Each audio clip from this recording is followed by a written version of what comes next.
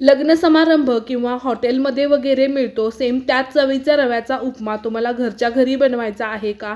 तर मस्त चवदार आणि तितकाच मऊ लुसलुशीत असा रव्याचा उपमा बनवण्यासाठी या इथे मी 1 कप रवा घेतलेला आहे आणि तेल टाकून आपल्याला हा जो रवा आहे ना तो छान खरपूस कलर चेंज होईपर्यंत भाजून घ्यायचा आहे.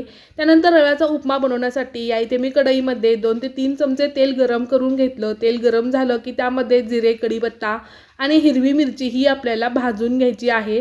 तर तिखटाचं प्रमाण तुम्ही तुमच्या आवडीनुसार कमी जास्त या इथे नक्कीच करू शकता. त्यानंतर उडीद डाळ ही तेलामध्ये मी छान खरपूस भाजून घेतली.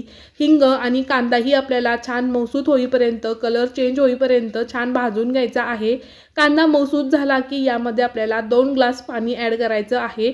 तर पाण्याचं प्रमाण नॉर्मली आपण जसा उपमा बनवतो ना त्यापेक्षा थोडंसं जास्त वापरायचं. चवीनुसार मीठ आणि साखर मी या इथे ॲड केली. पाण्याला उकळी आली की आपण भाजलेला रवा यामध्ये ॲड करूया आणि झाकण लावून हा जो उपमा आहे ना तो मंद आचेवरती छान मऊसर असा शिजवून घेऊयात. तर हॉटेलसारखा किंवा लग्न समारंभासारखा हा उपमा या इथे तयार आहे.